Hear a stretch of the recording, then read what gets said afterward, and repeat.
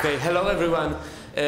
Actually, it's the first talk I'm ever giving on a conference, and I came up with this idea on a yesterday party.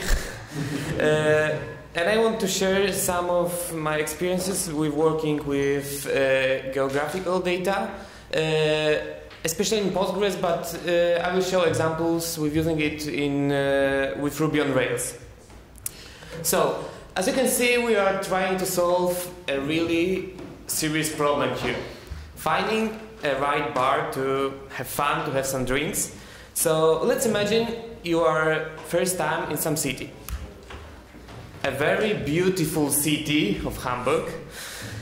So, one of the best ways to know the city better is to have some fun. So, but how to find a right place to go? It's not easy. Probably normal people would just pick some random bar at the street or ask someone. But we are not normal people. We don't want to rely on some random pick, and of course we don't really like to talk to people because we are IT. So what do? We can make some application for that. So let's load a list of bars and pubs in Hamburg. So we have like the Lion Bar, some Foo Bar, Beaches and Sons, but unfortunately those information are not enough for picking a perfect place. We need to add some location context to be able to measure distances or find the best district to go. So we can, after a party in one bar, you can move to karaoke or something. Fortunately, it's very easy to do because our Earth is flat. So we just add x, y coordinates and use some Cartesian geometry we know from school. But wait, what if it's not true? What if Earth is not flat? What if it's a round and beautiful globe? I don't want to hurt anyone's feelings, but do we have any Flat Earth Society member here? Okay, so I'll tell the truth. Earth is not flat. So, and this is sad news, because dealing with geometry on spheroid is not as easy. We probably will have to deal with some projections, and there are thousands of projections, and they depend on the location you are. So it's not easy. We can, of course, we can import those data into Ruby and try to calculate something, but maybe we don't have to reinvent the wheel. Maybe we can try something that already exists and it's production ready. The thing is called PostGIS. It's PostgreSQL extension that add all the geospatial data types to our database and allow us to work with this like it is a normal integer string or something like that. So we have such simple data types like point, like line string, polygon. There are plenty of them. Those are like the most common, most important. We also have some functions which are really useful. We can calculate distance between two geometries. We can calculate length of a geometry if it's a line string. We can calculate area if it's a polygon. So it's really useful. There are like hundreds of functions you can use. It's all in the documentation, but I'm showing the most important ones.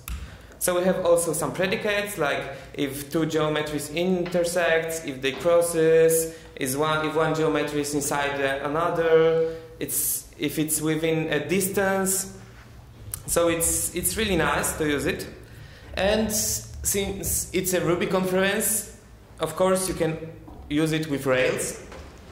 There is active record PostGIS adapter, which converts those PostGIS data types to RGEO. RGEO is also a library that allows you to work with geometric data in Ruby, and this connects the PostGIS with Rails. So with this, we can create a table. We can create migration that creates this column with st point data type. We call it lonlat and say that it's a geographic column.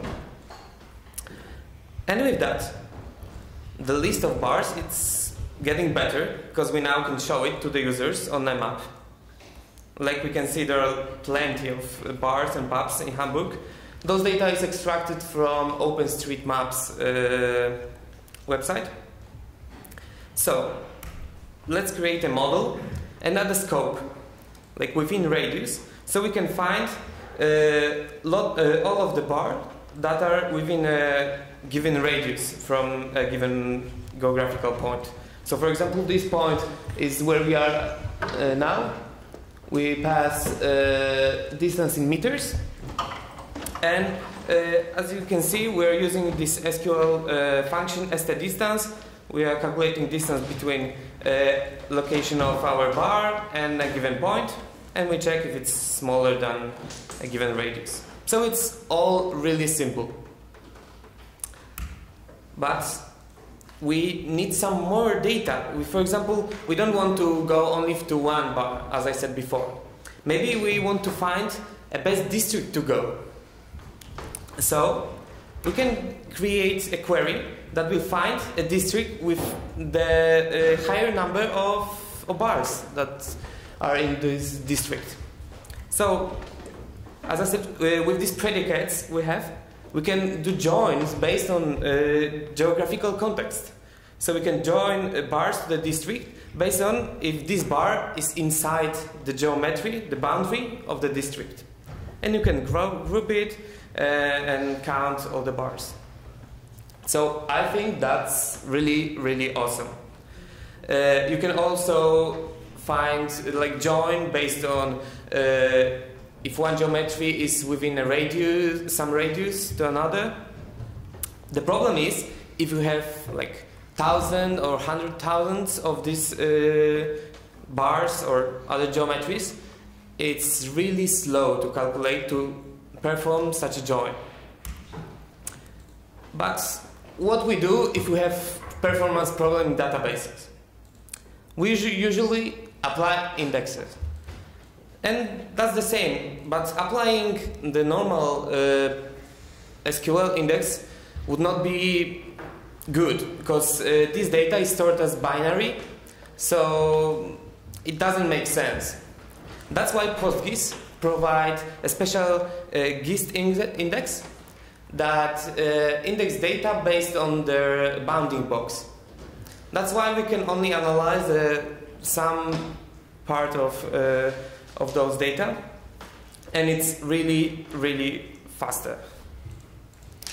But as I said, we have to find a way to this bar. So do you already know which is the district in Hamburg which has the biggest number of bars? Can you guess? Yeah, exactly. So we have to find a way from here to St. Pauli district. So I added all the metro network at Hamburg to our database, and this is it. And we can use another great feature, another great Postgres extension called PG routing, which works like Google Maps and can find a way to the place we want. It needs data to be presented in a form of a graph, but I think all of you knows a graph structure. We have nodes, we have edges, so it applies this classic path finding algorithms. It has a really wide range of those algorithms, for example, Dijkstra and etc. So in order to find a way from the place where we are, it's somewhere here. I don't really know Hamburg so much, but okay. But we can use our database and the data we have. I will switch to SQL now and not Active Record because it's easier to read. So first we have to find the closest metro station to the place where we are. So we are just selecting ID of this metro station, ordering by distance to the point. That's there are some function that projects this to the given projection. this 4, 3, 2, 6 projection is like a classic latitude-longitude projection. So when we have the closest metro station to the point where we are then performing the same to find a closest metro station to St. Pauli, which is the same. And we find those two IDs of a nodes. And then we can use this PG routing function, this PGR Dijkstra, to just, we have to pass them the list of edges. The edges are like metro segments, the lines that connects to metro stations. We calculate the cost as the length of this line, of the distance between two metro stations, and we pass from which node we want to go to which node. And then we print this data. It looks like this, the result of this function. It doesn't look awesome, but we have the cost of single segment. Those are like segments we have to pass to reach our destination. And we can also see the aggregated cost, and it's in meters or something. And in the end, we have our way. It found the perfect connection. It's I think the U3 metro line, and it works like Google Maps almost. You can create a copy of simple copy, because it's not considering a street, but you can also import it from OpenStreetMaps database. If you want, you can find a better cost function, considering traffic, considering type of a road. But I wanted to show the simple example, and you can achieve it in like few minutes. So yeah, that's what I wanted to show you, and I want all of you to experiment with it, because I think it's really awesome how we can play with this data and see our data from totally different perspective. And yeah, I learned all of this in production, working in Indoway, Indo location company, and we were processing like 100,000 of location points, and PostGIS really helped us with that. And if you want to check something more about it, I wrote 2 blog posts, like tutorials, and Medium. And you can also see some example at my GitHub. Okay, thank you.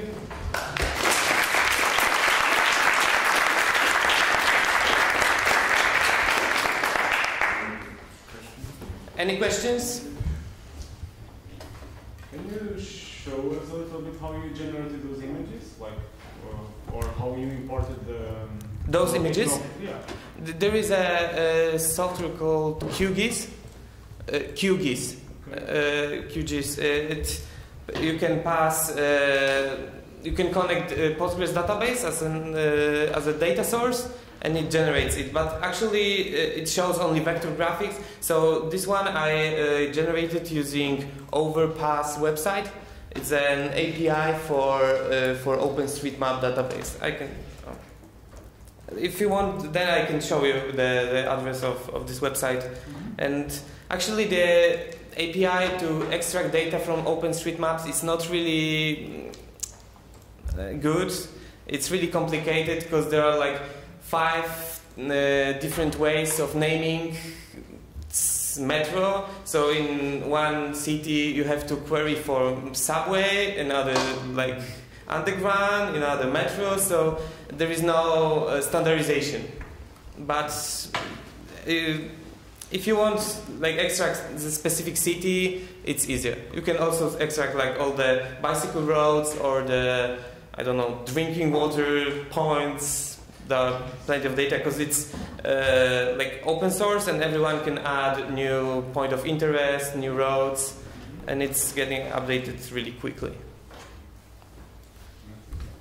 Any more questions?